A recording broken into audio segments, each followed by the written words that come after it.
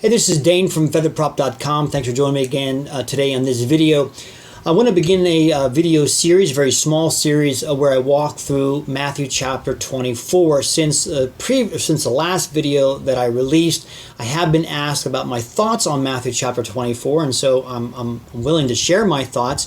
But I will tell you that I do this with some trepidation.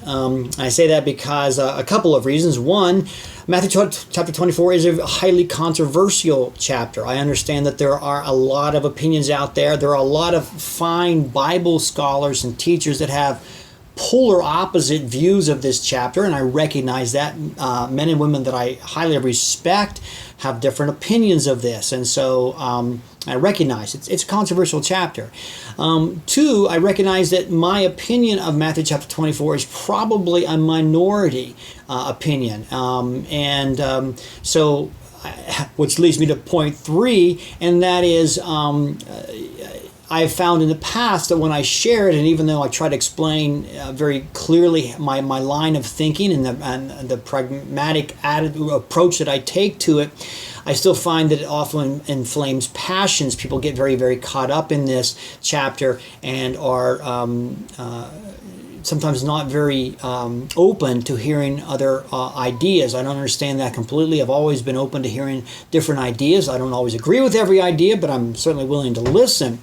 Which leads me to the next point. I found out that YouTube is not always a very friendly place. There are people who get very upset with things very easily and like to make snide comments in the comment section. I guess it just happens. I have to deal with that. Thoughtful responses I have no problem with. Thoughtful questions are certainly welcome, but when people just kind of make offhanded comments and leave, it's just I just totally disregard them. But I recognize that will happen in this video. If this is posted for any length of time, I'm sure you can scroll down and you'll see the snide comments being made there. So it is with some hesitancy that I move forward as I talk about this, but I'm going to do the best that I can. I've been an investigator now for about 35 years, and I'm just saying that because my thinking process it's got to be reasonable, it's got to be logical, and if it's not that, then it's hard for me to follow the processes. I will tell you that I don't have a very sensational view of Matthew chapter 24, and I believe that's why it probably won't be well received. Right now, it seems that among many Christians, they're looking for the sensational, they're looking for the sexy, they're looking for the really outlandish views, and mine is not, in my opinion. And therefore, I'm sure it will be disregarded by a lot of people. But I'm going to share it anyway for those who might just be listening or interested in listening to another point of view. And as you listen, just follow my thinking processes. That's what I'm just asking you to follow, the way I go from point A to point B. And I think that's going to be important to understanding this. So Matthew chapter 24 is called the Olivet Discourse. We call it that because it occurred on the Mount of Olives outside of Jerusalem.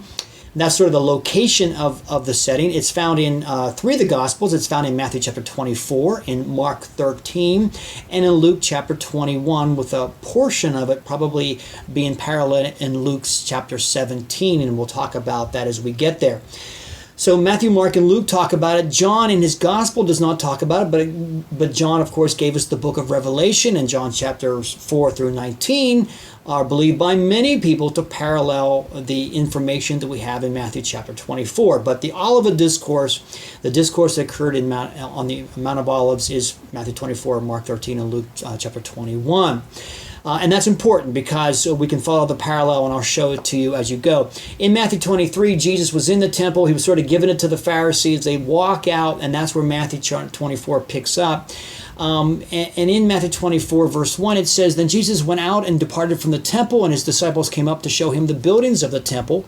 Mark 13, verse 1 said, "Then as he went out of the temple, one of his disciples said to him, 'Teacher, see what manner of stones and what buildings are here.'" In Luke 21, verse 5, "Then as some spoke of the temple, how it was adorned with beautiful stones and donations, he said." So the setting is the same. We can see that this is the same discourse, the same conversation in all three of the Gospels. They were walking out of the temple. One of the disciples seems to start a conversation. Pretty soon they're all admiring the ornate beauty of this magnificent temple there in Jerusalem, pointed out to Jesus, probably just very, very, excited about the beauty of this building, which it must have been beyond imagination, how wonderful this building was. And Jesus made a prediction which stunned them, I believe. Let me go to, Matthew chapter 24, verse 2. And Jesus said to them, "Do you not see all these things? Surely I say to you, not one stone shall be left here upon another that shall not be thrown down." In Mark's gospel, pretty much the same thing. Jesus answered and said to them, "Do you not see these great buildings? Not one stone shall be left upon another that shall not be thrown down." And of course, Luke, verse 6, "These things which you see, the days will come in which not one stone shall be left upon another that shall not be thrown down." Now it's interesting what Jesus said. Not only does he predict the ruin of the temple, but he actually predicts its destruction by hand. The building, the stones will be thrown down. This is not just an earthquake that he's predicting. This is manual dismantle of the temple, which I believe probably hits the disciples as one thing and one thing only, and that is war. This must mean that an enemy has breached the gates of Jerusalem, has bested their armies or their best defenses, and has reached the temple and has now begun to dismantle it. And Jesus said not one stone will be left. And so this is a very, very, very remarkable prophecy. I think this left them so stunned that they couldn't get it out of their minds, and so they leave the city. They go out to the Mount Olives. They're thinking about this, and finally they approach him. I'll go to Mark's gospel first. Mark says, "Now as he sat on the Mount of Olives opposite the temple, Peter, James, John, and Andrew asked him privately, 'Tell us, when will these things be, and what will be the sign which all these things will be fulfilled?' Luke tells us, so they asked him, saying, 'Teacher, but when will these things be? And what sign will there be when these things are about to take place?'" So in Mark's gospel, it's actually four disciples, Peter and Andrew and James and his brother John, two sets of brothers approach Jesus, and they ask him, "Hey, when's this going to happen?" Now, what are these things? It's the destruction of the temple. That's the only thing he had talked about. And so they ask him, "When will this be?" And in Luke's gospel, it just said the disciples came to him and they asked the same things. When will this be, and what are the signs that is about to take place? Now, the reason why I'm thinking that they're asking this question is, again, I'm thinking they're probably thinking war. There's a coming war, and they want to know, when's that going to be, and is there going to be any sign indicators that it's about to take place, because they probably don't want to be in the city when this happens. And so they're asking him very specifically about that. Now, Matthew's gospel is a little bit different, and that's why I said I'm going to talk about Matthew chapter 24. It's different in the terms and the way the question is phrased by the disciples. So let's take a look at that. Matthew 24, verse 3. "Now as he sat on the Mount of Olives, the disciples came to him privately, saying, 'Tell us, when will these things be?'" Now that's the same question as before, but there are two other kind of questions, and that is, "And what will be the sign of your coming and of the end of the age?" Now those two questions phrased like that are not in Mark and Luke. And so our task is understanding, what do those questions mean? What are they asking here? And how does that affect our understanding of this chapter? And that's a very, very important question. If I had a nickel for every time I heard some Bible teacher say that they're asking Jesus, when is your second coming and when's the end of time? I believe that's not handling this passage very, very well. And the reason why I say that is I don't believe that the disciples are thinking about what you and I might call his second coming. I say that because when that question was asked, they don't even know he's leaving. Ever since Caesarea Philippi, Jesus began to explain to them that he was going to die. He was going to Jerusalem to die, and they just didn't understand this. I mean, they couldn't comprehend this. Peter rebuked them one time because they just couldn't wrap their minds around it. So I don't even think that they know he's going to die for sure, let alone leave and be gone the rest of their lives, and there's going to be a second coming.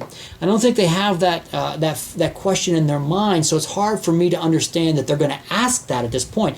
Matter of fact, in Acts chapter 1, as they go out to the outside of Jerusalem, where Jesus is about to be ascended, they ask him, "Are you about to restore Israel at this time?" I mean, they're thinking in terms of a political kingdom, not a spiritual one, and they're thinking, "Oh, now you're going to do it, aren't you?" They're not expecting him to leave. So if they're not expecting him to leave, I don't think that they're expecting him to be returning. So to me, it's too far logically to think that that's what their question is. When is the sign of your coming?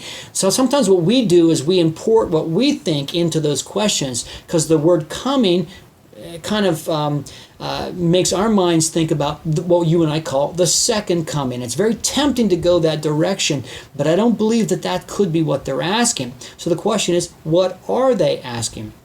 Well, to understand that, let me go first to Mark chapter 16 and the last verse of Mark 16, which is verse 28. And it says, "Truly I tell you, some who are standing here will not taste death before they see the Son of Man coming in his kingdom." Now there Jesus used the word coming, and it's just the standard word for coming, to come here, to come there, something like that. But here he talked about the Son of Man coming in his kingdom. Now, he makes a prediction in Matthew 16. He said, there are some standing here today that won't taste death before you see this. Now, what's he talking about? What is the thing that they're going to see?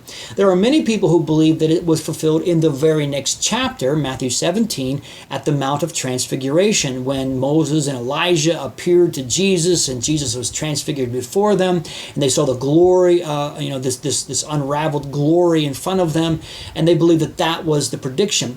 I'm not particularly favorable of that because I don't think that it fits the prediction very well, because Jesus said there are some who are standing here that won't taste death.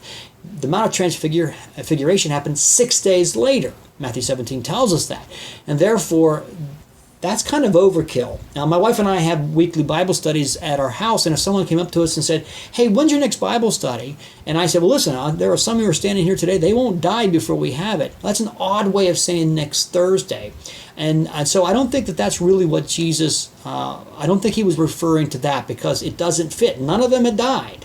And he seems to suggest there will some who will, because he said some won't die. In fact, it almost suggests maybe the majority will, but there are still some who won't have died. Another way of understanding this, and I'm a little more favorable to this, although I don't necessarily see it, is in Acts chapter 2, the day of Pentecost. Many people believe that this prediction that Jesus made in Matthew 16 was fulfilled when the Holy Spirit was poured out among the believers. And in one sense, they saw the coming of the kingdom. They saw the Son of Man coming. It was the Spirit of Christ coming to them. So I get that part. But he said there are some who are standing here who won't taste death. Now, the only one who had died since Matthew 16 was Judas, but he was no longer one of them. He had already defected. He had left. He had apostated himself and has turned himself from them. All the disciples who were still faithful had not died. There was really none of them had died yet. So I don't see Acts chapter 2 as being the fulfillment of it. And of course, I don't see the second coming as being fulfilled, because all of the disciples had died. Well, Jesus still hasn't returned yet, and all the disciples have died. So that would be an odd way of seeing this, I think. But there's one more possible answer, which I think makes a lot of sense. But to unravel that, we kind of have to step back into the Old Testament a little bit, and I want to do that here for you to show you what I think that the word coming might imply. In the book of Micah, the first chapter, verse 3, it reads, "For behold, the Lord is coming out of his place. He will come down and tread on the high places of the earth." There Micah tells us that the Lord is coming. Now, what Micah was actually predicting was the Assyrian army coming. They were the ones who were actually coming. But Micah sees the Assyrian armies as actually the Lord coming. And so he sees this coming judgment through the armies as being the Lord is coming. Another passage that I believe helps us out is Zechariah chapter 14, verses 1 through 2, which says, "Behold, the day of the Lord is coming, and your spoil will be divided in your midst. For I will gather all the nations to battle against Jerusalem." There Zechariah sees all the nations, the armies of all these nations coming to Jerusalem as really being the Lord is coming. And I think he sees this as judgment. Another passage, Isaiah chapter 19, "The burden against Egypt, behold the Lord," this is verse 1, "Behold the Lord rides on a swift cloud and will come into Egypt." And there Isaiah predicts the coming Assyrian army to judge Egypt. And he sees that Assyrian army as the Lord coming. I see over and again in the Old Testament, we see the prophets using this type of terminology, using this maybe an idiom. The Lord coming can be seen as an army coming, or vice versa. An army coming in judgment is really the Lord coming. Now, how does this affect our understanding of Matthew chapter 16? Well, I said there's one more explanation I think that makes sense. In 70 AD, Jerusalem fell by the hands of the Romans.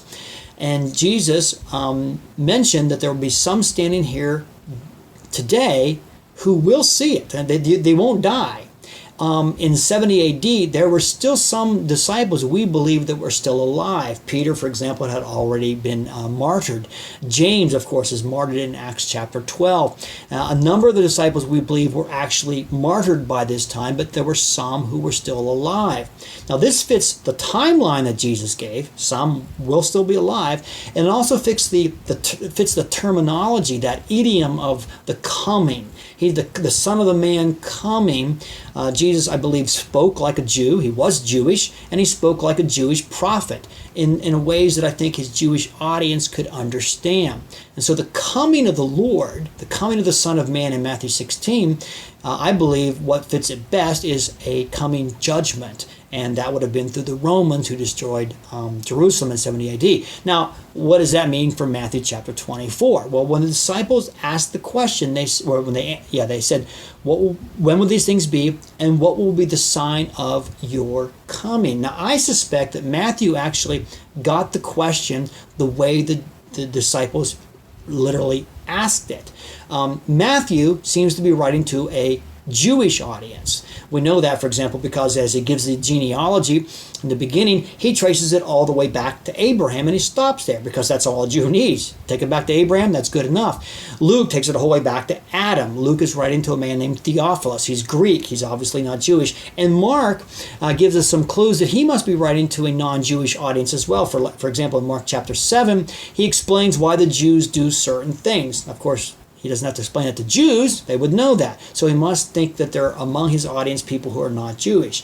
So I think that perhaps Luke and Mark maybe cleaned up the question a little bit so that their readers, who are non-Jewish, would understand it, where Matthew may preserve the way that it was originally phrased by his Jewish speakers, who are the four disciples as they're talking to Jesus. That's just my opinion. You don't have to agree with me, but I see that as being a reasonable explanation of this. And so the question is that they ask is when will be, and what will be the sign of your coming? Jerusalem being destroyed, the temple being dismantled by hand must mean an army is present, and I believe that they suspect that this is a coming judgment against the city. And so they ask it in a Jewish kind of way. Well, when is your coming then? Seeing that Jesus would be judging them. So they're asking about his coming in terms of judgment. Now, the last part of that question says, and of the end of the age. Now, this is not totally clear to me, as there are sections of Matthew 24 that are not totally clear to me. I don't know exactly what they mean. I think there are two very real possibilities. One is they're asking about the end of the world. When is the end of the age? When will everything end? That could be the possible way of understanding that, although it's not the only way of understanding it. They could be asking also, they don't tell us the end of what age. And the destruction of the temple, in their minds, could signify the end of a particular era. For example, it would be the end of Moses' age, or where the teachings of Moses, the law of Moses, would be followed. And in a sense, it's exactly what the destruction of the temple did bring. It brought about an end of an era. Moses is no longer followed, even by Jews today, because there are no places to sacrifice. I mean, he can be followed to a point, but not completely, because they have no temple. Therefore, they can't offer animal sacrifices. So it's possible that the listeners of Jesus saw that destruction of the temple as being an end of a particular age. Now, if that's the case, Jesus didn't predict anything but the destruction of the temple, and that's all that they could be thinking about. Now, I say this because many people, as they read Matthew chapter 24, they're very tempted by some of the things that are said there to think in terms of this is a prediction of the end of the world, or maybe the end of our age, right about Christ's second coming or his rapture or something like that. And although I do suspect there are some things in Matthew 24 that do talk about that, and it's not easy to find those exactly, I think a lot less of the things that most people believe are found there. And we're going to walk through that through the next couple of videos. But we'll leave it today with this, that I believe the disciples asked basically the same question in Matthew, Mark, and Luke, and that is, when will this be, the destruction of the temple? What will be the sign of your coming judgment against the temple? What are the signs of that? And the end of this era, the end of this age, perhaps, and perhaps beyond that. And so we're going to leave it with that today, and in the next video we'll pick it up from there and talk about the signs that Jesus actually gave and how they may or may not affect us today. Thanks for watching.